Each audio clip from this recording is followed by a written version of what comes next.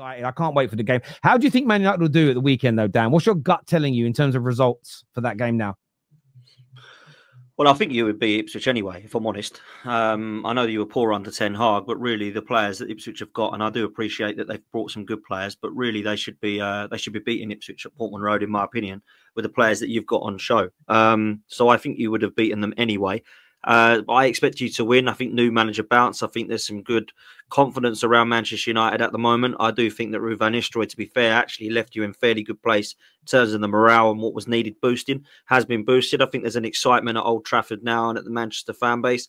Going to Portman Road is actually not easy. People might laugh at that and think like this will be a walk in the park and be a 4 or 5-0.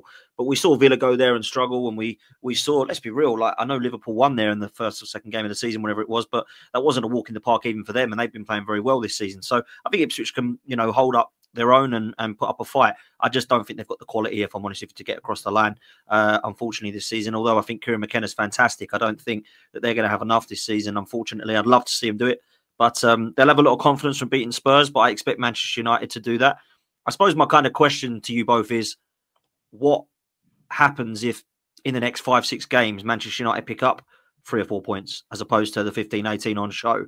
Like, where do you go there? Do you kind of think, why would it be different, I suppose, is my question. Now, I understand the new manager's coming, so that's the obvious one. But what needs to happen for them to be a genuine, this squad really isn't that good, is I suppose what I'm getting at. Because I look at the squad and I think there's definite quality within it, but I'm not so sure that there is quality in every department. And I just don't know what more it would be to go right, where are we at with this Manchester United squad in terms of where Amorim should take it this season? Because I know you've got a January transfer window coming up, but I don't know. I just look at that squad and I just think it's a bit meh in certain departments. And I wonder how long it would be until Manchester United, because I speak to a lot of United fans that are like, our squad's good. It's good. It's really good. I think it's good, but I don't think it is where you want it to be anywhere near.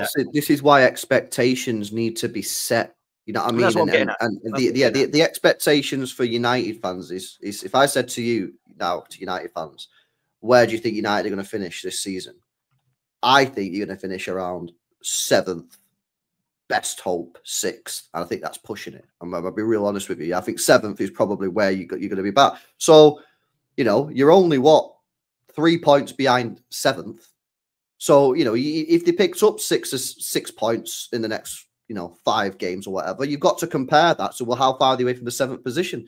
This team is not good enough, in my opinion, to get top 4. It's not good enough to get top 5. Like I say, I think 6th would be the best hope. And even that, I think I'm being generous. Well, when you consider the teams above them. Well, yeah, I mean, look, I look at it this way, boys. I get that. My expectations now, I want us to push for the top 6, but, reassessing the situation from today, what Amorim's taken over, I want us to push to get inside that top 6 because that guarantees us a European place next year. And I think we should always be striving to be in Europe. And I want us to push really hard to win each of the trophies that we are in. And I think we should push hard for that. We know we can win trophies because we've won them before under Ten Hag. We've finished 3rd in the league under Ten Hag. So we know we've got the capabilities. And I look at the sides above us right now. I don't think I'm being over the top by saying we have a better squad than Bournemouth, better squad than Brentford. I think we have a better squad than Newcastle overall. I think we have a better squad than Fulham. I think we have a better squad than Forest. I think we have a better squad than Brighton.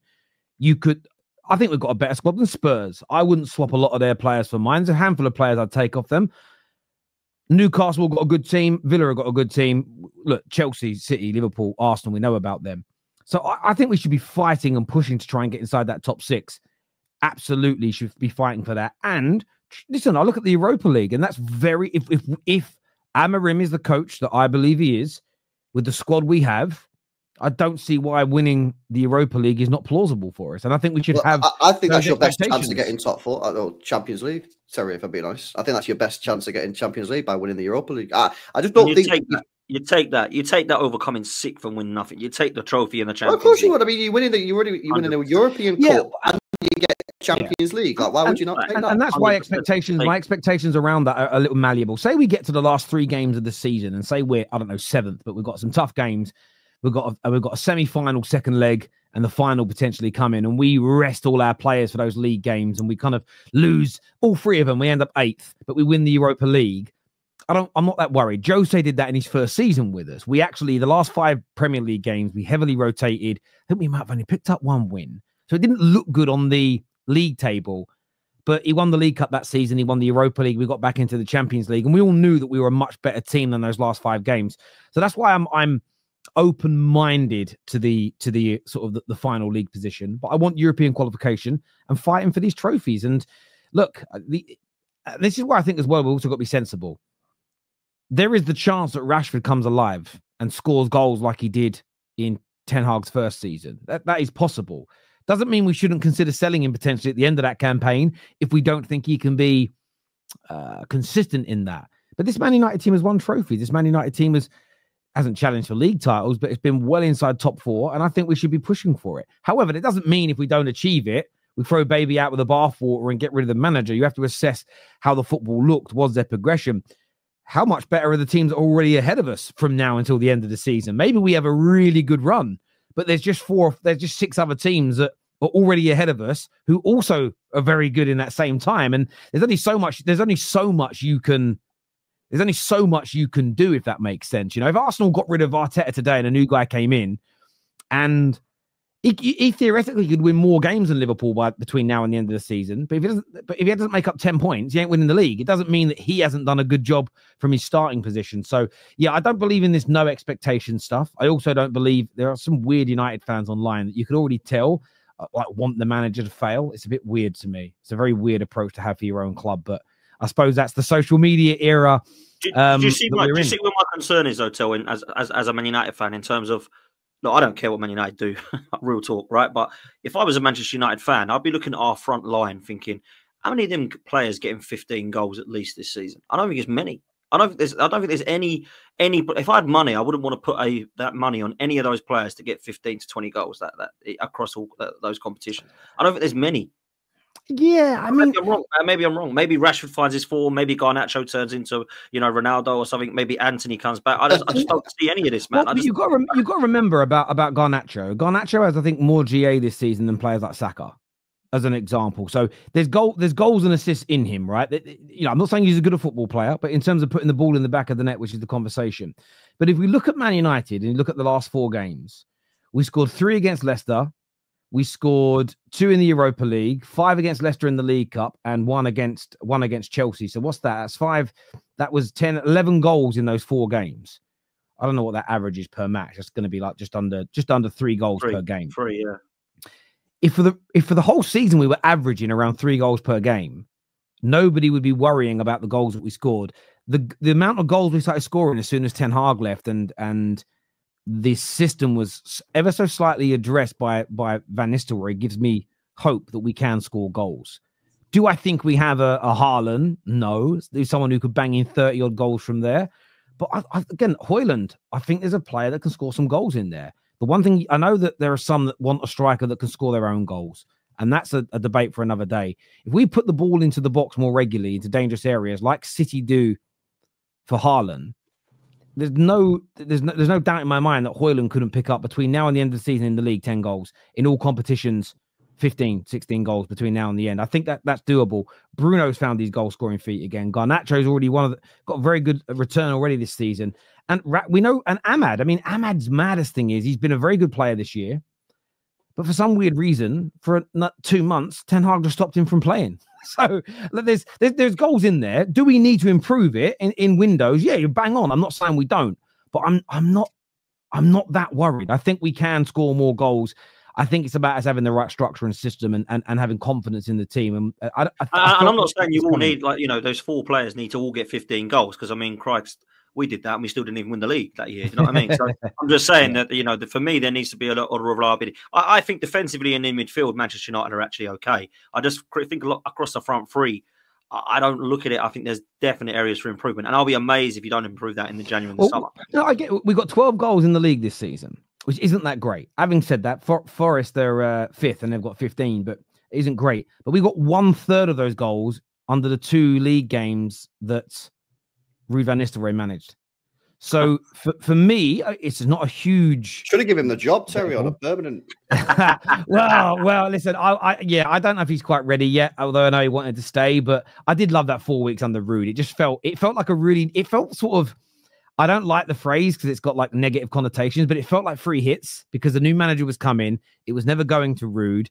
And it felt really nice. And obviously, I love Van Nistelrooy. He's just a legend of my club. He's a legend of the game, and he did really, really well. And you know, had it not have been for a screamer from Caicedo, and then a bit of a miss at the end from the boys, we could have won all 4 games, and it would have been even better. But yeah, very, very happy indeed. But viewers, I'd love to get your take and views on this. This here says, Terry, you know this fan base within 10 games will start overdoing stuff. Already seen people complaining that he might use the academy, and he might not use Mount, and he might use Mount and Anthony.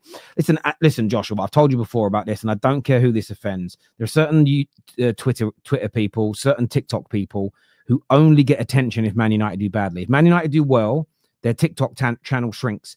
Nobody interacts with their tweets if Man United if they're doing well. We know this because go back and look at the content from those people during the first 6 months of Ten Hag when it was really, really good and we won the trophy. These men were dead. They had no viral moments. No one cared about them anymore. So they're going to put out that negativity, especially on platforms like X. You go to places like YouTube, it's far more balanced, and I think people are far more, yes, there's excitement, but then it's being tempered down by people. The other social media platforms, I wouldn't take it seriously, Joshua. They're absolutely crazy people. And any Man United fan who is angered by our use of the academy, my question is, I know people don't like this phrase. I'm saying you're a fake Man United fan. It's an 87-year tradition.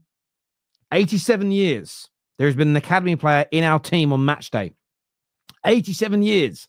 How did you fall in love with the club? Because, by the way, pretty much everybody that's alive and supports Man United is within that time frame. How the fuck did you fall in love with a club whose whole ethos is built around our academy to now go, I hate our academy? It makes no sense. It makes no sense. Genuinely. It's like a vegan buying a fucking butcher's. It makes 0 sense to say, I'm a Man United fan, but go, I don't like the academy. It makes no sense. It's part of the reason you must have fallen in love with the club. It has to be. It makes no sense to me. It's like saying I'm a Liverpool fan, but I fucking hate You'll Never Walk Alone. There's no Liverpool fans ever said that. You can't love Liverpool and hate the song You'll Never Walk Alone. You can't be a Man United fan and dislike our academy. I'll say it bluntly. Doesn't mean you should advocate for promoting a young player who isn't good enough. But the idea that Man United are built on that, it's literally what our club's DNA is embedded in. I'm not saying other clubs isn't, but ours is. And I know about it. And if you say you don't like it, I question your validity or your reasoning for becoming a Man United fan, because there's no way you can hate it, in my humble opinion. United are a Xerxes knee at Brighton and a wrongfully given penalty to West Ham away from being level with Arsenal. Let's not pretend they're miles away. Wait a sec though, Chris, yeah, because you can throw that at me, yeah, and I can say, yeah, you're right then. I'll throw you back, yeah, Southampton away, where you got absolutely cooked for 40 minutes in that game, yeah, and if they had a striker, yeah, that could put the ball in the back of the net, you would have lost that one. We can all do, yeah, but if this happened, that happened, yeah, you can say that. I'll say some of your wins have been fluky as well, mate, yeah. You know, the Fulham game, first game of the season, last minute winner, that was 2 points gained on a draw. That could have easily not gone in. It was a good finish from Xerxes. So you can't say stuff like this, Chris, man, because you just I can just throw the opposite back at you. The other thing, though, that you've got to look at there as well is there is always this in football. Well, we're only saying something behind you. Look at what you're doing. Don't worry about us, man. We're in the mud as well. Just don't worry about us. Worry about you. And worry about trying and get above us, and worry about trying to win a game at a time. Don't try and compare yourself. Oh, we might be there with Arsenal. Don't worry. Try and be better than us, because we're not very good this year. Yeah. So try and be better than us. Don't try and compare yourself all the time. We do this too much in football, man. We always try and be like each other. Like Tottenham have been trying to like Arsenal for ages. Look at them. They're a mess. So don't try and be like Arsenal. Try and be better. Try and be the best. I look at it this way as well, Chris. I appreciate what you're doing. And as a Man United fan, I should jump on the banter, right? And I kind of want to. But straight facts, right here. Straight facts here. Results-based analysis is okay, I think, in cup competitions. I think when it comes to the league, you do look at the results, of course, because they tell a picture, but performance is a key. City are a prime example of this. They're the first couple of games where they were playing poorly and they were winning them. And I remember saying, the champions win that. You know, played badly, but got the win because we know their form's coming. That form hasn't come back yet. And what's happened since then? They've lost 4 on the bounce. So you can't just analyze games on results. You have to look at the performances and the trajectory that a team is going in, especially when it comes to league football. It's really, really important to do that. And yeah, look, Chelsea and Arsenal, they may only be 4 points behind us, but I do believe at the moment, times might change, and we've seen things change quickly before, but they are much better overall teams than we are, in my personal opinion. And until Jose Mourinho, it was 1 in the starting 11, and now we need to continue in first 11s. Don't care who, but if not Rashford, we need someone else. Yeah. Talk about the academy, innit? Oh, the academy. Yeah. Yeah, this is all well and good, yeah, but you can only put them in the team if they're good enough. Yeah, facts. So if they're not good enough, sorry, the academy's got to just hold that until it gets better. But like, you know, you got Mainu there, and he's had a bit. Listen, we have good enough We have good enough academy players to be in the matchday squad. We absolutely do, to keep that tradition going. But that's where I agree. If the academy isn't good enough, the players shouldn't play. However, United have got really talented players in our academy, and we've bought one from Arsenal, who's doing very, very well at the moment in the academy, and yeah, he's doing very, very well, and he's looking great. There's a few, so there's a number of kids coming through, and I like that. It's part of the traditions of our club, and I know that I remember getting into an argument online with someone who sort of said, "Well, just go out and buy the best midfielder in the world. Don't develop a Mainu." I understand that logic. Well, my view is, well, let's promote Mainu, and let's go out and buy another really good midfielder as well, and have both, and just improve the overall view. People get very polarized in that conversation. Viewers.